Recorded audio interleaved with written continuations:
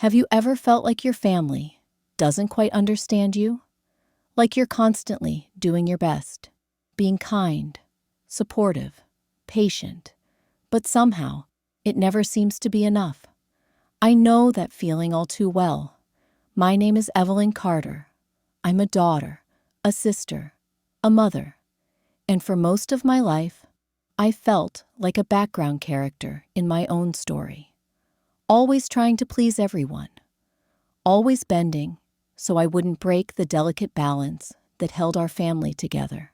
I used to believe that love had to be earned, that if I just gave enough, stayed quiet enough, and sacrificed enough, someone would eventually look up and say, "We see you, you matter." But that recognition never came. Not until I stopped trying to earn it. This story isn't about revenge or a dramatic confrontation. It's about something much quieter, but far more powerful. A simple act of self-love that changed everything. That turned a lifetime of invisibility into a moment of clarity. Not just for me, but for everyone around me. Because sometimes the most profound transformations don't start with others. They start with you. I grew up in a modest 2-story house in a quiet suburb.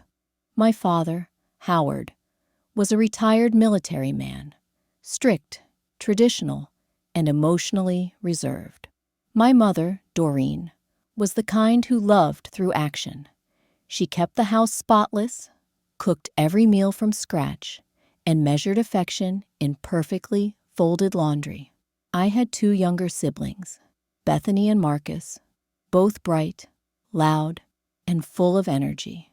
From the outside, we looked like a perfectly functional family, but even as a child, I felt different. While Bethany was the golden girl, always winning awards, always the center of attention, and Marcus was the rebel with the charm to pull it off, I was just Evelyn, the dependable one, the one who stayed quiet so others could shine, the one who got overlooked, not because I wasn't enough, but because I made things too easy. In high school, I got good grades, not perfect, but solid. I helped Mom with chores, helped Beth with homework, covered for Marcus when he snuck out at night. I didn't complain. I didn't argue. I didn't ask for much, but I noticed. I noticed how Bethany's minor achievements got celebrated with parties, while mine were met with a polite nod. I noticed how Marcus's troubles were met with concern and attention, while mine were brushed aside. I noticed how, time and time again, my voice got drowned in the noise of everyone else's lives, and it hurt. That longing to be seen followed me into adulthood.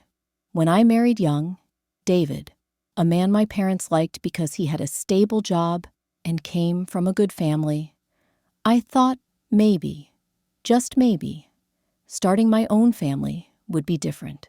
But I brought the same patterns into that marriage. I became the glue again, the silent supporter, the fixer. And when it eventually fell apart, when David walked away after 15 years and 2 children, my family's response wasn't compassion. It was disappointment. "What did you do to make him leave?" my mother asked. "What are you going to do now?" my father demanded. No one asked how I felt. That moment shattered something inside me. But I didn't let it show. I did what I always did. I moved on, for the sake of my kids. But the weight of being unseen grew heavier. The turning point came not with an explosion, but with a whisper. It was a Wednesday morning. I had just turned 50, though no one in my family remembered or bothered to call. I was in my kitchen, reheating leftover coffee, scrolling through my phone. I came across a quote, something simple. "You don't have to set yourself on fire to keep others warm." I read it once, then again, and again. I had spent my entire life lighting myself on fire so everyone else could feel comfortable. And I was tired. That morning, I sat down with a pen and a blank notebook. I wrote one question. What makes me happy? It took me 20 minutes to write the first answer. Painting. I hadn't painted in decades. Not since college, when I chose accounting over art because it was practical. But I remembered the way holding a brush used to make me feel like I could breathe. So I bought a small set of acrylics and canvas boards from the local craft store. At first, I painted only when no one was around. I'd pull out my brushes after the kids were asleep.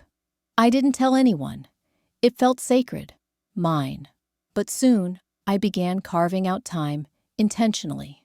Weekends, afternoons, even lunch breaks. I joined a small community art class. I started sharing my work online under a pseudonym, and people responded. They saw something in my art, emotion, light, life. For the first time, I wasn't doing something for someone else. I was doing it for me. I also began to set boundaries. I stopped answering every family call the moment it came in. I stopped saying yes out of guilt. I stopped explaining myself. The change was slow, subtle, but it was there. My posture changed. I laughed more. I looked people in the eye. I started dressing for myself. Bright colors, statement earrings, things that made me feel alive. And people noticed. The first to notice was my daughter, Lily. She was 19, in her sophomore year at college, and she came home one weekend unexpectedly. "Mom," she said, standing in the doorway, watching me paint, "you look different, happier." I smiled and simply said, "I am." We sat down that night, and for the first time in a long while, we talked. Not just about grades or bills, but about dreams, her and mine. I told her about how I used to paint when I was her age. She cried. "I had no idea you gave up so much," she said. "Neither did I, until I started reclaiming it." Next came my sister, Bethany. She dropped by unannounced, something she often did, and found me setting up an exhibit at a local gallery. "You paint now?" she asked, surprised. "I always did. I just stopped for a while." For the first time, I saw uncertainty in her eyes, then admiration, and eventually, even my father, stoic, unreadable Howard, came to one of my exhibits. He didn't say much, just looked around the gallery, hands behind his back, pausing at a portrait of a sunflower I'd painted. He nodded once and said, "You're good." That single sentence meant more than 1,000 lectures ever did. Over time, something remarkable happened. My family began inviting me to speak up, not just listen.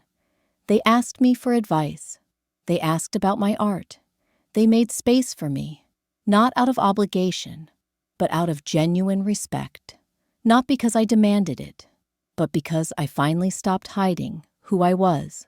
The change in my family didn't happen overnight. There were no dramatic apologies, no teary family interventions. Instead, it was a series of small, quiet shifts, like the slow turn of seasons, barely noticeable until one day, you step outside and realize everything looks different. One of the first moments I recognized that change was during a Sunday brunch at Bethany's house. She had always been the host, the planner, the one who wore control like a second skin. Usually, she delegated roles. Who brought what? Where everyone sat.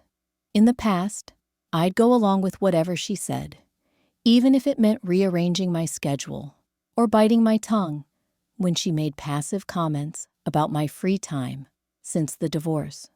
But this time, when she asked me to make a dish I didn't enjoy cooking, I paused and said gently, "I'd rather not cook, but I'd love to bring fresh pastries from that bakery I love downtown." She blinked, clearly surprised.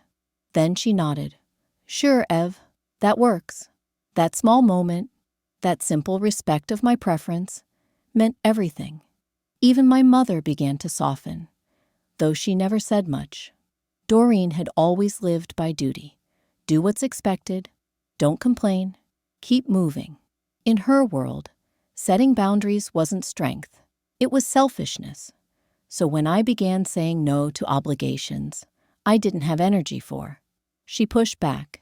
There was a difficult moment in December when she wanted me to help decorate her house for Christmas, something I'd done without fail every year. But that year, I was exhausted.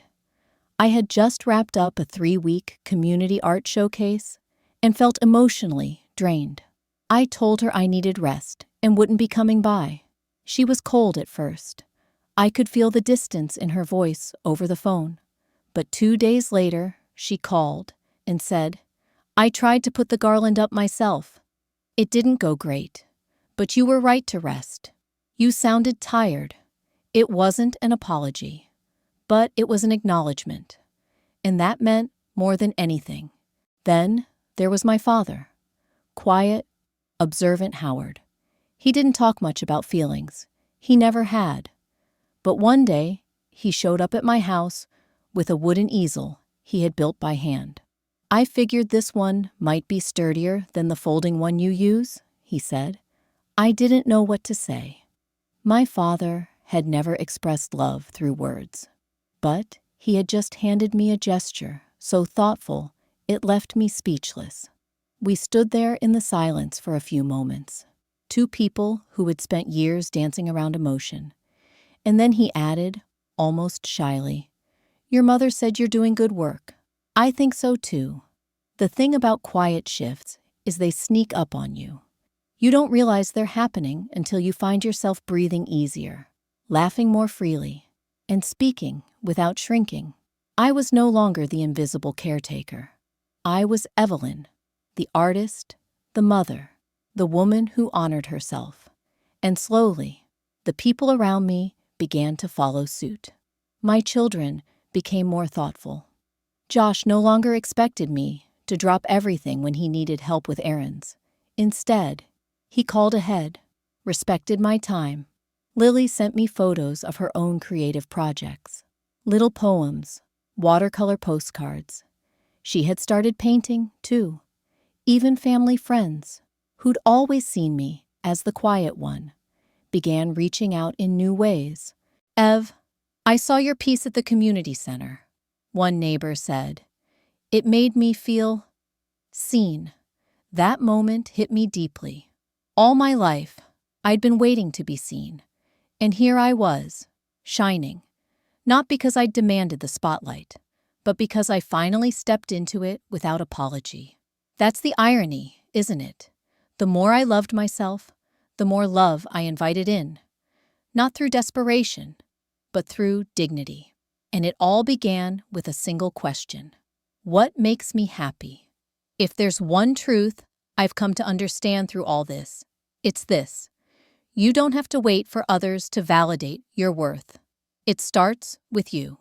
For so long, I believed love had to be earned. That worth was conditional. That it came only after you'd given enough, done enough, sacrificed enough. I wore myself thin, trying to be everything for everyone, thinking maybe then they would see me. But true worth, real, lasting self-worth, isn't a prize someone hands you when you've been good enough. It's something you already possess. It just gets buried under years of people-pleasing, self-doubt, and silence. The day I began choosing myself, gently, quietly, without rage or resentment, was the day everything changed. And not because I demanded respect, but because I stopped accepting less than I deserved. When you set a boundary, when you honor your time, your energy, your dreams, you teach the world how to treat you. You show them that your light isn't negotiable, that your voice matters. And slowly, beautifully, they begin to see what you've known all along, that you are enough, just as you are. This story isn't just about me. It's about you, too.